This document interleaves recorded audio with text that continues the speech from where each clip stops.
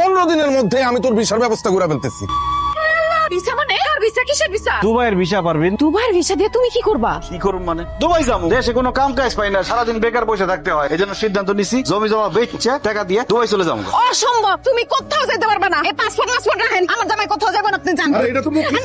আপনি আমার জামাই কোথাও যাবে না, পাসপোর্ট ভিসা লাগবে না, আমগো জান। মোগলে তুমি বিদেশ চলে গেলে আমি কার সাথে ঝগড়া করুম, কার সাথে রাগ অভিমান করুম, আমার কোনো কিছু লাগলে কার কাছে যাবো, আর রাতের বেলা কারে জড়ায় ধরে ঘুমায় থাকুম কম মুখলেস। আরে তোমার তো ঝগড়া করতে মন চাইলে তুমি পাশের বাড়ির আমগিয়ার মার সাথে ঝগড়া করবা, আর রাগ অভিমান করতে চাইলে আমার ইমুতে অডিও ভিডিও করে কল দিবা, তারপর রাগ অভিমান করবা। আর যদি কোনো কিছু দরকার হয় হানিফে বলবা, হানি বাইনা দিব। আর যদি জড়ায় শুয়ে থাকতে মন চায় তাহলে কোলবালিশ আছে, কোলবালিশ জড়ায় শুয়ে থাকবা। না না না, আমি আমার স্বামীর রেখা এক মুহূর্ত থাকতে পারবো না। তুমি যদি আমার রেখা চলে যাও তাহলে আমি জ্ঞান হারাবো, মরে যাবো, বাঁচাতে পারবে না কেউ। তুমি সারা জীবন আমার সাথে থাকবা, আমার চোখের সামনে থাকবা। কথা দাও মুখলেস। পরে বাবারে তোমার সাথে থাকলে, সারাদিন তোমার চোখের সামনে থাকলে কি খাওয়া এসে পড়বো? সংসার চলবো? অবশ্যই সংসার চলবে। সংসার চালানোর জন্য তোমার বিদেশে যাওয়ার দরকার কি? তুমি তো দেশেই ব্যবসা করতে পারো। আর দেশে ব্যবসা বাণিজ্যের অবস্থা খুব খারাপ, দেশে কি ব্যবসা করুন? দেশের ব্যবসা বাণিজ্য সব খারাপ চললেও একটা ব্যবসা সবসময় ভালো চলবে, সেটা হচ্ছে মুদি দোকানের ব্যবসা। কারণ মুদি দোকানে কি থাকে? চাল, ডাল, লবণ, তেল, আটা, ময়দা, সুজি। চিন্তা করে দেখো, বন্যা হোক, ঝড় হোক, আন্দোলন হোক, হরতাল হোক, মানুষের তো ভাত খাইতেই হইব। আর ভাত খাইতে হইলে মুদি দোকানে যাইতেই হইব।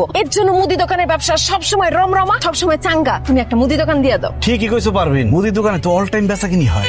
কথা তো আমি সবসময় ঠিকই বলি, তুমি বুঝো না। শুনো, আমার ছোট চাচায় এই মুদি দোকানি কইরা বাড়িতে একটা বিরাট বিল্ডিং তুলছে, 2 পোলারে কুয়েতে পাঠাইছে, 2 মেয়ের বিয়া দিছে। তাই আর চিন্তা না কইরা বাপের জমি বিক্রি কইরা বিদেশ না যাইয়া তুমি একটা মুদি দোকান দাও। তাইলে দেখবা এই যে টিনের বাড়ি দেখতেছো, এইখানে 7 তলা বিল্ডিং হইব। আর তার চেয়ে বড় কথা হইতেছে, তুমি থাকবা আমার পাশে, আমি থাকবো তোমার পাশে। বাস পারভিন, আর বলতে হইব না, তুমি আমার চোখ খুলে দিছো। আমি আর বিদেশ যাওয়ার কথা চিন্তা করুন না। আমি হবো ব্যবসায়ী, আমি হবো মুদি দোকানদার।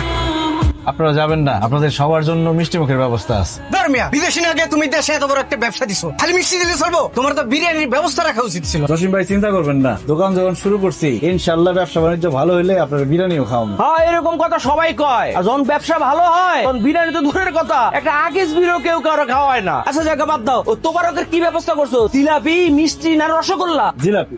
তাই মিয়া, তুমি এত কিপটা কেন? এত টাকা খরচ করে দোকান দিছো, একটু রসগোল্লার ব্যবস্থা করতে পারলাম না? কাকা, আপনি তো বেশি কথা কইতাছেন। যেটা খাওয়াইতেছে ওইটা খাইয়া দোয়া করে জানগা। না না, জিলাপি খাই আমার মন থেকে দোয়াইবো না। তুই এক কাজ কর, আমার 2টা জিলাপি দিস, তোর শাশিরে দিতে হইব। আমি যদি তোর শাশিরে থুইয়া জিলাপি খাই, তোর শাশি কিন্তু আমার ঝাড়ু দিয়ে বাইরে। মোগলেস ভাই, নতুন বিয়ে করছি তো, আমার 3টা জিলাপি দিয়েন। একটা আমার লেগা, একটা আমার বোন লেগা, আর আমার শালি বেলায় চেষ্টা করবো না একটা দিয়ে। তুই তো জানোস আমার ফ্যামিলিটা অনেক বড়, আমার কিন্তু 2-3টা জিলাপি দিলে হইব না। তুই দিলে আমার পুরো 1 কেজি দিবি। আমি কি এখানে জিলাপির দোকান দিয়ে বসছি 1 কেজি জিলাপি দেবো? মিলাদ পড়ছেন, একটা করে জিলাপি দিতেছি, সবাই খাইয়া দোয়া করে চলে যাবে।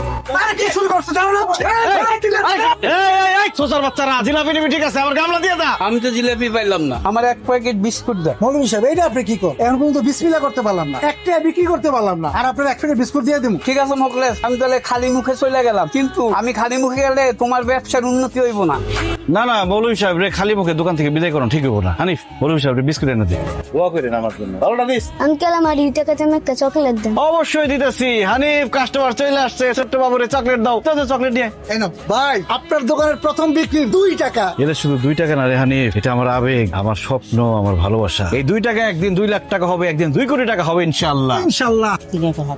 আল্লাহ রে, দোকান খুলতে না খুলতে জিলাপি নিয়ে আসে, এই মারামারি কাটাকাটি শুরু হয়ে গেল। তার মধ্যে 2 টাকা বেচলাম, সে 2 টাকা ভিক্ষুক এসে নিয়ে গেল। আল্লাহ জানে আমার এই দোকানের কি হয়। এই মুখলেস, তাড়াতাড়ি আমার 2 কেজি পোলাও চাল, 1 কেজি আলু, 1 কেজি লবণ তাড়াতাড়ি দাও। আমার বাসায় মেহমান এসে, জলদি জলদি রান্না করে লাগবে। বিউটি ভাবি এখন সজাগ দিতে পারেন না, আমার অনেক খিদা লাগছে, আমার বউ ভাত নিয়ে আসছে, আমি ভাত খাবো জানতো। আরে রাখো তোমার খাওয়া, কাস্টমার রেখা কোনোভাবে এখন খাওয়া যাবে না, খাইলে দোকানের অমঙ্গল হইব। ভাবি, আপনি দেখেন আপনার কি কি লাগবে, আপনি নেন। এই ভাবি, এই তো সদাই নিছেন, সদাই দাম দিবেন না? ভাই মুখলেস, আমি তো ভুলে গেছি গা, টাকা খেতে লিখে রাখ, পরে দিয়ে দেবো না।